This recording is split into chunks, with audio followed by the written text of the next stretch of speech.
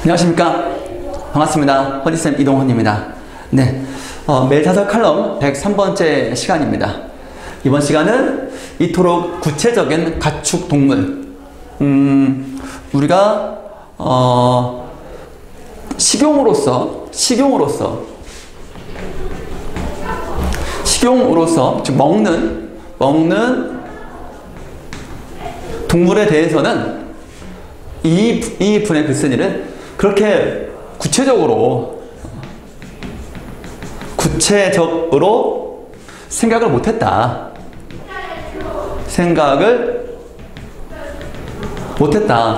그래서 이 식용으로 키워지고 식용으로 이제 가공돼서 식탁 앞에 있는 그런 동물들의 고통에 대해서 구체적으로 알아보니 느낌이 있더라. 그래서 이분의 이스라님의 지난 글에서도 어떤 계속 이어지는 글인데 우리가 우리의 어떤 식습관,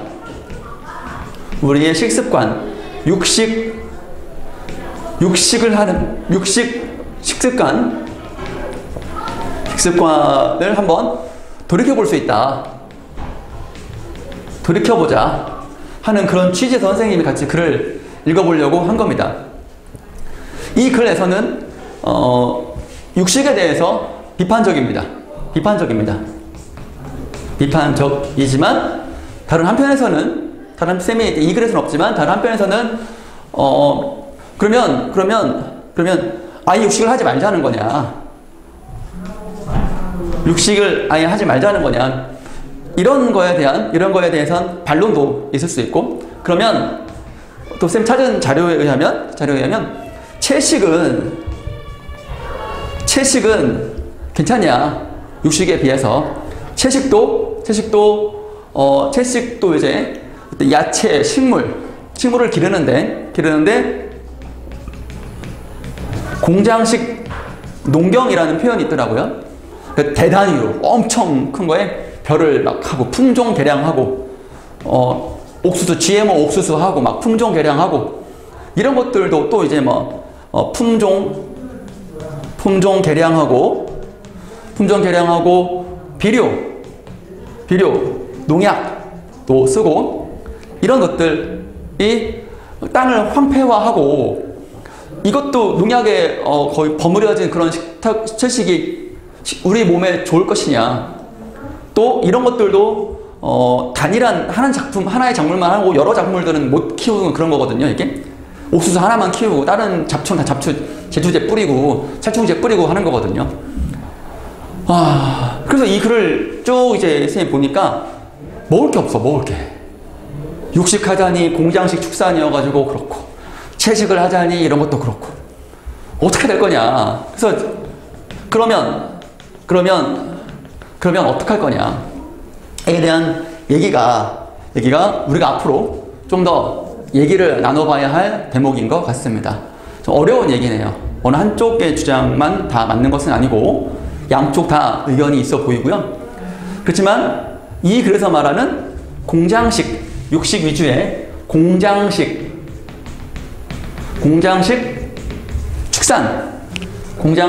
축산만큼은 이건 좀 아니다. 이건 너무 좀 그래. 너무 좀 비인간적이고 좀 비판에 동의합니다. 선생님 같은 경우. 여러분도 어떨지 모르겠네. 자, 선생님의 의견이 이 분의 의견이 다 맞는 것은 아니겠지만 그래도 의견을 들어보고 주장과 근거를 따져서 비판적으로 사고하는 그런 것도 사설 칼럼 수업의 목표니까 여러분들이 조금 더 이 글을 읽고 이런 자료도 한번 찾아보고 채식이 정말로 괜찮을까? 채식 위주의 식습관은 문제점이 없을까? 라는 것도 이걸 대안은 뭘까? 같이 고민하는 그런 것들 여러분들이 이 글 마지막에 정리하는 부분에 문장 형식으로 적어 놓으면 좋을 것 같습니다. 자, 아시겠죠? 자, 그러면 본문 한번 들어가 보겠습니다.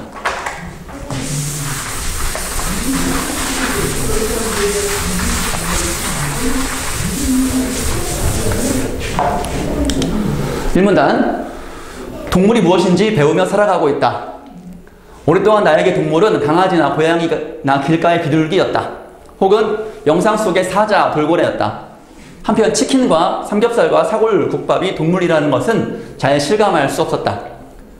그렇죠? 우리가 알고 동물원 가자 하면은 이런 것들이잖아. 그런데 치킨도 닭, 삼겹살도 돼지, 사골국밥은 소, 닭, 돼지, 요거는 소, 한우잖아. 잘 실감할 수 없었다. 그 음식이었잖아요. 동물이 무슨 동물이야? 그게 음식이지. 이라고 생각을 했을 거야. 여러분들은 또 그렇지 않아? 그것들은 제품에 가깝게 제품이다. 그게 음식, 식재료.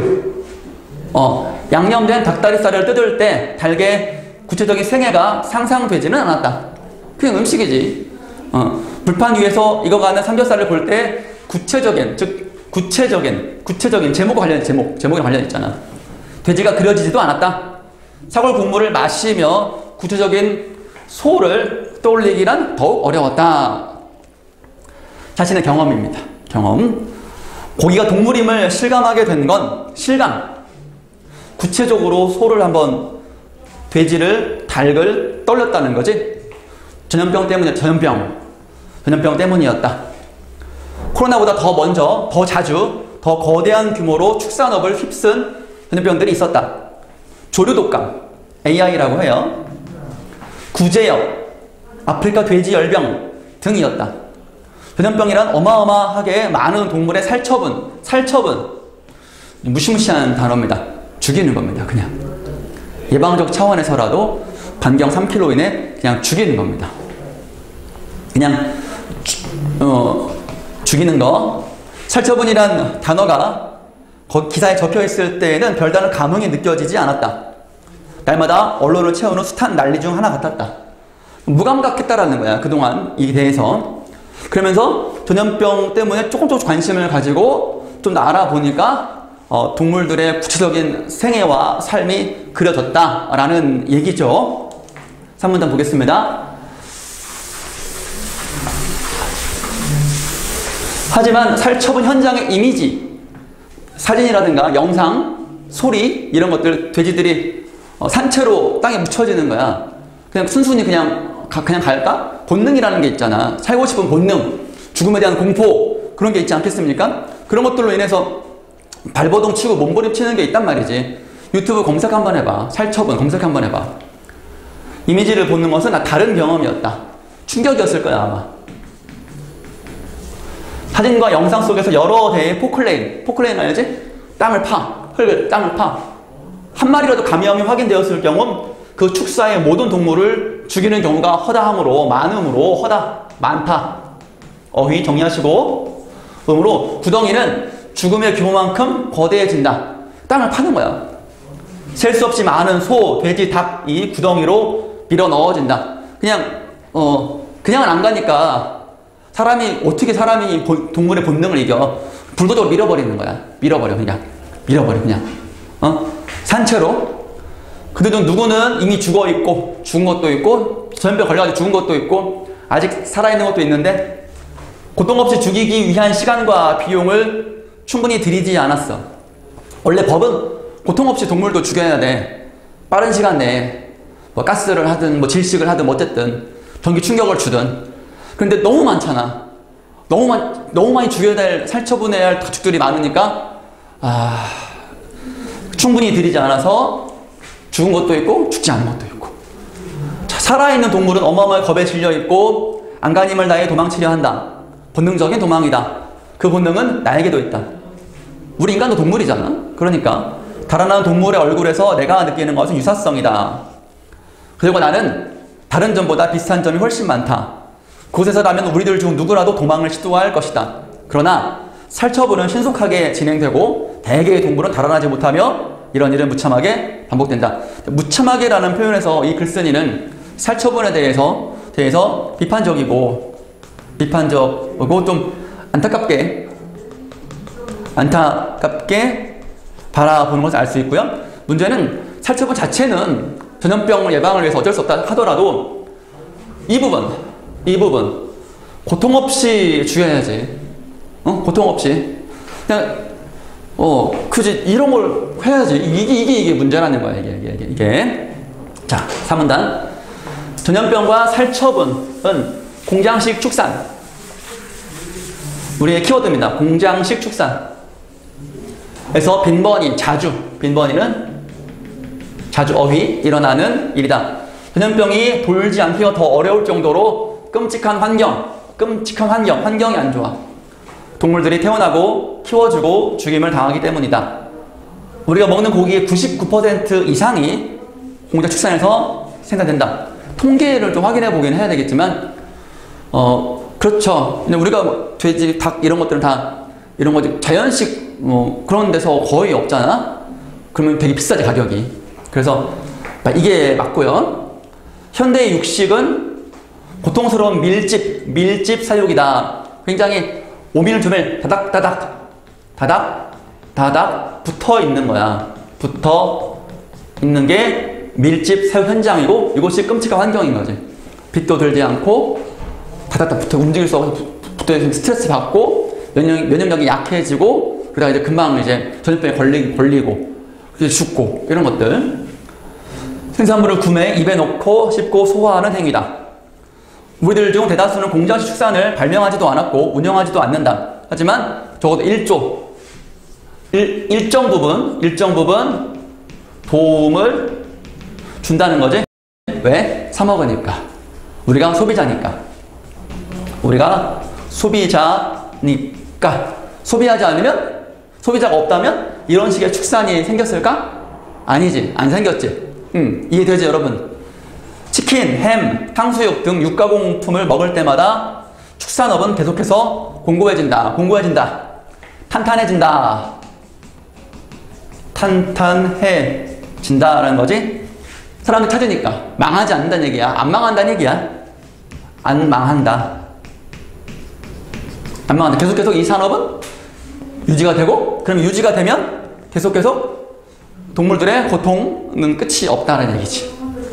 살처분은 육식의 결과이자 과정이다. 자, 5문단.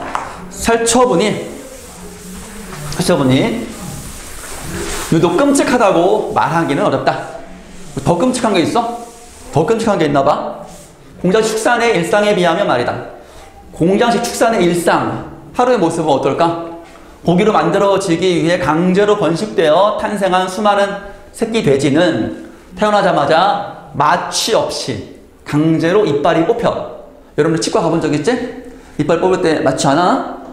죽어 그러면 큰일 나. 뽑히고 꼬리가 잘려. 비좁은 축사. 열악한 밀집 사육이잖아. 밀집 사육이잖아. 근데 왜 밀집 사육일까? 효율성 때문에. 적은 공간에 많이 집어넣어야 돈이 되잖아. 이렇게 돼야 돈이 되니까 이렇게 하는 거야. 극도의 스트레스로 인해 여러분들도 여러분 교실에 50명 있다고 쳐봐. 100명 있다고 쳐봐. 그냥 사람이 그냥 막 죽이고 싶어질 거야. 막 되게 미울 거야. 아마 한여름에 더더욱 에어컨도 없이 미치는 거지. 안 미치면 정상이 아니지. 오히려 그런 정도의 스트레스라는 거야. 극도라는 말은 극한의 스트레스, 엄청난 스트레스를 말하는 거야. 다른 돼지의 꼬리를 물어뜯을 위험을 방지하기 위해서. 물어뜯으면 병 생기잖아. 그래서 그래. 상처 나잖아. 그래서 그래.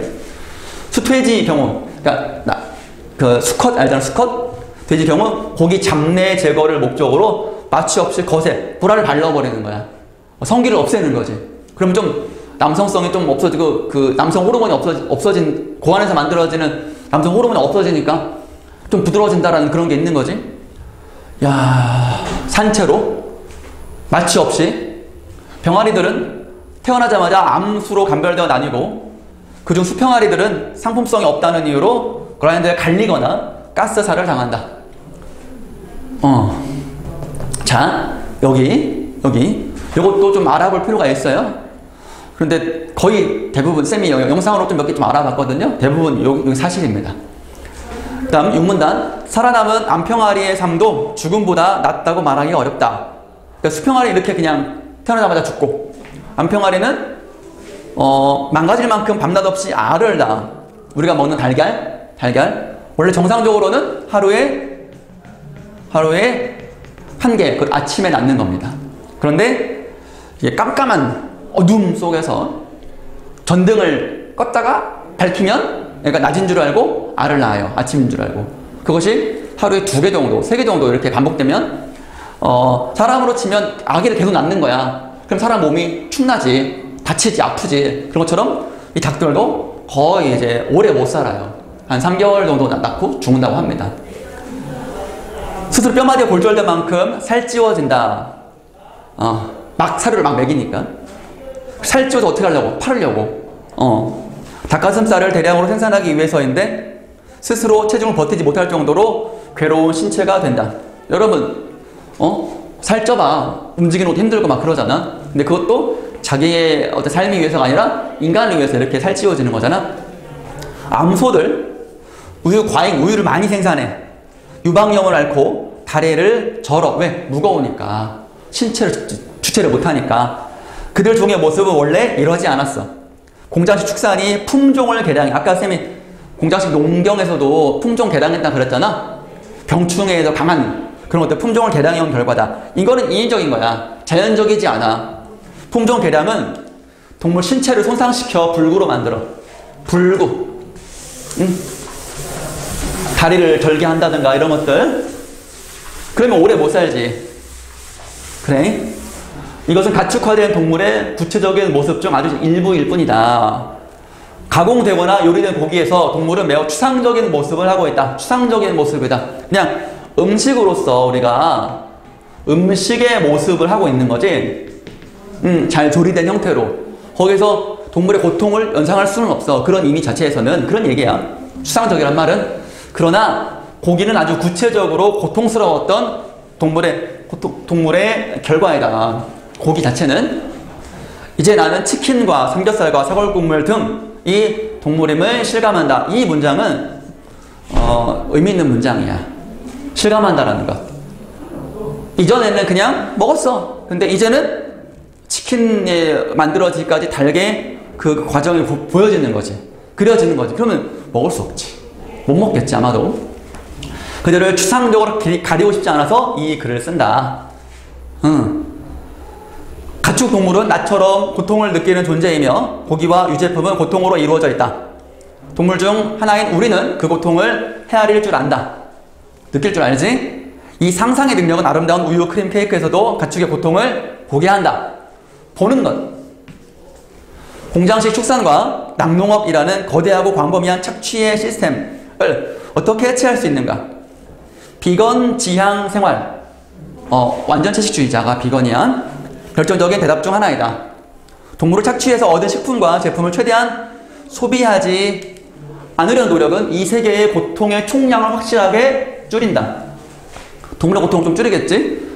구체적인 가축동물을 배움으로써 시작되는 일들이다. 마찬가지로 동물이 우리 자신에 대한 공부이기도 하다. 그래서 이분의 글에서는 되게 굉장한 내공이 느껴져요. 굉장한 아픔이 있고 연민이 있고 분노가 있네요.